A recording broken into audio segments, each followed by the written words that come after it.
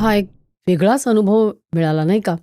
तर अशा आणखीन कुठल्या देवदेवतांनी तुम्हाला दर्शन दिलं किंवा तुमची भेट घडवून आणली महाराजांनी? शिव आणि पार्वतीचंही दर्शन त्या ठिकाणी झालेलं आहे. गोरक्षनाथजींचं झालेलं आहे. शिवपार्वतींनी कसं कोणत्या रूपात दर्शन दिलं तुम्हाला? मनुष्य रूपातच दर्शन दिलं. ते दर्शनच वेगळ्या पद्धतीचं होतं आणि जेव्हा मला या लक्षात आलं तोपर्यंत बराच हे झाला होता. कारण तिकडे दत्तधुनी आश्रमाच्या इथून पुढे रस्ता जातो हा महाकाली मातेच्या गुंफेकडे जातो आणि ते सुद्धा एक जबरदस्त वेगळी अनुभूती आहे. पण त्या महाकालीच्या इकडे जाणारा रस्ता, कारण दत्तधुनी गुरुशिखरापर्यंत पायऱ्या आहेत, दत्तधुनी आश्रमापर्यंत पायऱ्या आहेत, पण पुढे जाणारा रस्ता कच्चा आहे. तो दगड धोंड्यातून तुम्हाला वाटचाल करीत पुढे जावं लागतं आणि ते वाटचाल करीत जात असताना एका बाजूला दरी, मधून आपलं जायचं मध्ये भैरवनाथाचं स्थान आणि मग पुढे गेल्यानंतर मुशुकंद ऋषींनी त्या ठिकाणी तपश्चर्या केलेली आहे आणि त्यांनी स्थापित केलेल्या महाकाली मातेच्या दिगंबर अवस्थेतील मूर्तीची स्थापना त्यांनी तिकडे केली. पण ती अंतर्गुंफेत आहे आणि ती आता कालांतराने बुजवलेली आहे. पण ह्या गुंफेमध्ये जेव्हा आपण जातो महाकालीच्या, तर खालून एक 8-10 फूट अंतरावर कच्चा म्हणजे दगड धोंडे पडलेले आहेत, त्याच्यावर चढून बाजूच्या रानवेलीचा आधार घेत आपण गुंफेत जातो. गुंफेत आत गेल्यानंतर तुम्हाला उभं राहता येतं, पण पुढे निमुळती होत गेलेली आहे आणि तिथून 7-8 फूट अंतरावर महाकाली मातेची एवढीच मूर्ती आहे आणि विलक्षण तेजस्वी डोळे आणि बाहेर आलेली जीभ हे तुमच्या हृदयाचा ठाव घेतल्याशिवाय राहत नाही. असं हे पण तिकडे जी पूजा अर्चा आपण करतो ती खाली बसूनच करावी लागते. ह्या गुंफेत बऱ्याच वेळेला मी जाऊन रात्रीसुद्धा राहून माझी साधना महाराजांनी करून घेतलेली आहे. एका प्रसंगी संध्याकाळच्या सुमारास मी त्या गुंफेत राहण्यासाठी जात होतो आणि तिकडे भैरवनाथाचं स्थान आहे, त्याच्या बाजूला एक गुराखी मुलगा बसलेला होता आणि तो गुराखी मुलगा बसला आहे आणि मी त्या ठिकाणी पोचल्यानंतर त्या मुलगा माझ्याशी गुजरातीत बोलत होता. मी त्यांना त्याशी हिंदीत बोलत होतो. मी बोला मैं महाकाली माँ के गुंफा में जा रहा हूँ. बोला आप कहाँ जा रहे हैं? तो मैं विचारत होता. म्हटलं गुंफा में जा रहा हूँ, मैं आऊँ क्या आपके साथ में? मलाही वाटलं चला येतोय तर येऊ द्या. नंतर माझ्या लक्षात आलं की मी रात्रभर तिकडे थांबणार आहे, ह्या मुलाचे आई वडील त्या काळजी करत बसतील असा विचार आला. म्हटलं अरे बेटा मैं तो उधर रात में रुकने वाला हूँ माँ के गुंफा में.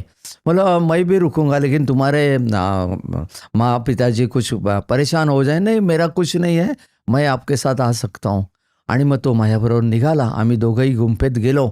आतमध्ये नॅचरली सर्व अस्ताव्यस्त पडलेले, कचरा पडलेला, माझ्याबरोबर त्यांनी झाडू घेतला. ती गुंफा आम्ही दोघांनी मिळून साफ केली. त्याच्यानंतर पूजा अर्चा आईशी केली. पूजा अर्चा केल्यानंतर मी पुरणपोळीचा नैवेद्य नेला होता. 2 पुरणपोळ्या आणि काही ड्रायफ्रूट्स मी तिकडे आईजवळ ठेवले. तिकडे पणत्या होत्या, त्या पणत्यात तेल घालून मी त्या प्रज्वलित केल्या आणि सगळे सागर संगीत पूजा केली आणि मी तिकडे आईजवळ बसलो ध्यानासाठी.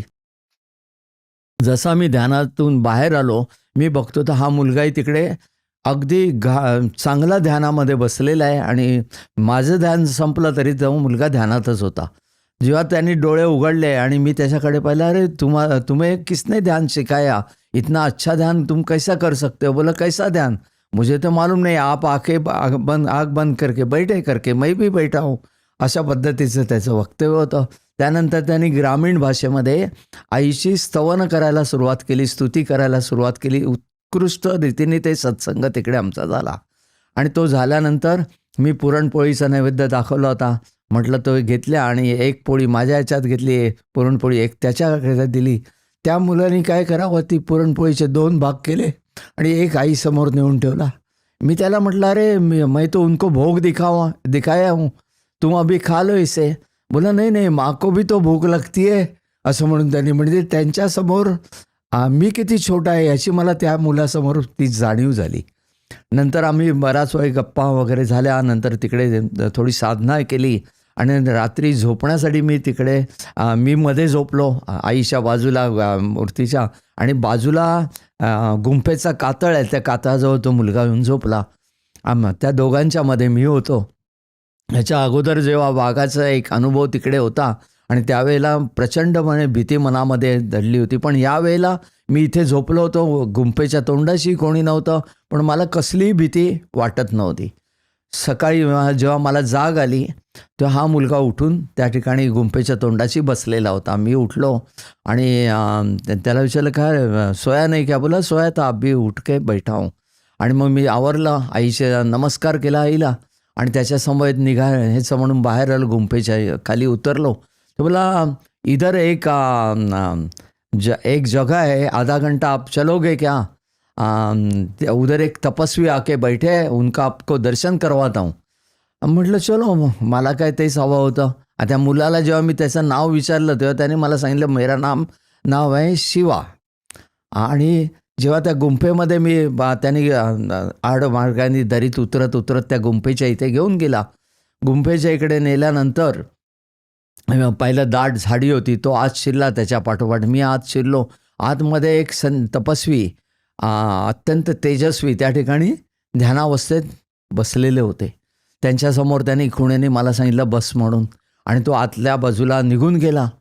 तो आत गेला आणि बराच काळ झाला तो बाहेर येईना. आणि त्यावेळेला माझी चुळबुळ चालू झाली. म्हटलं हे काय समजत नाही, आणि मी म्हटलं आपण कुठे आहे म्हणून बघावं. मी उठणार तेवढ्यात तपस्व्यांनी डोळे उघडले, माझ्याकडे पाहिलं आणि अचंबित होऊन विचारायला लागले, अरे आप कहाँ से आ गए? विचारला बरोबर. मी बोला, वो शिवा मेरे को लेके आया, वो आपको पहचानता है? वो कौन सा शिवा? वो क्या लड़का है, वो अंदर की तरफ गया. अंदर किधर जाएगा? मी उठलो आणि आतल्या बाजूला जाऊन बघितलं तर आत त्या गुंफेला कुठेही बाहेर भगदाड नव्हतं, जायला जागा नव्हती. पाण्याचा प्रवाह तिकडून वाहत होता, आत कुठेही जागा नव्हती, पण तो शिवा तिकडे लुप्त झाला होता. मी बाहेर आलो, माझा चेहरा पाहिल्याबरोबर त्याने लक्षात आले आहे काहीतरी घडलेलं आहे. त्याने आपले डोळे मिटले, थोडेसे ध्यानावस्थेत गेले आणि त्यांच्या दोन्ही डोळ्यातून घळघळा अश्रू वाहत होते. शेवटी ते उठले, मला जवळ घेतलं.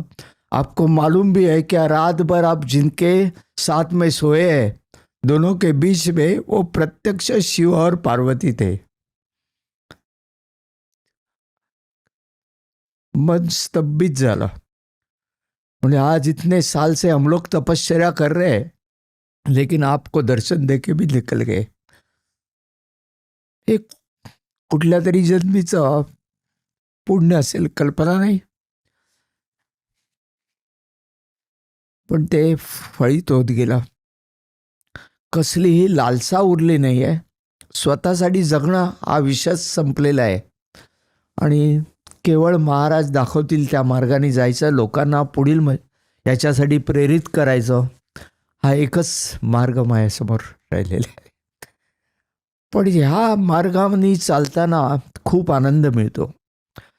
एखाद्या दुःखी दलितांचे जेव्हा तुम्ही अश्रू पुसता तेव्हा एक वेगळा आंतरिक आनंद मिळतो. अहंकार पूर्णपणे त्यांनी निसरा करून टाकला. हीच तर महाराजांची खासियत आहे. मग षड्रिपूतून पूर्णपणे तुम्हाला मुक्त करतात. जे शाश्वत आहे ते महाराजांपाशी आहे. अशाश्वत सगळीकडे विखुरले, पण अशाश्वताच्या मागे आपण धावत जातो. मोह माया पाश सगळ्यात अडकून राहतो. हे असं आहे, हा गाडी आहे, बंगला आहे, धन आहे, दौलत आहे, नातेवाईक आहे, आई आहे, बाप आहे, इवन आपली नातेवाईक जवळचे जरी म्हटलं, बायको मुलगा सगळं परिवार जरी धरला, सगळे कुठे ना कुठेतरी एकमेकाशी स्वार्थाने निगडीत आहेत. निस्वार्थी प्रेम फक्त आणि फक्त आपले गुरु करू शकतात. ही क्लिप शेवटपर्यंत बघितल्याबद्दल खूप खूप धन्यवाद. संपूर्ण एपिसोड बघण्यासाठी खाली दिलेल्या लिंकवर क्लिक करा आणि सर्व काही चॅनलला सबस्क्राईब करायला विसरू नका.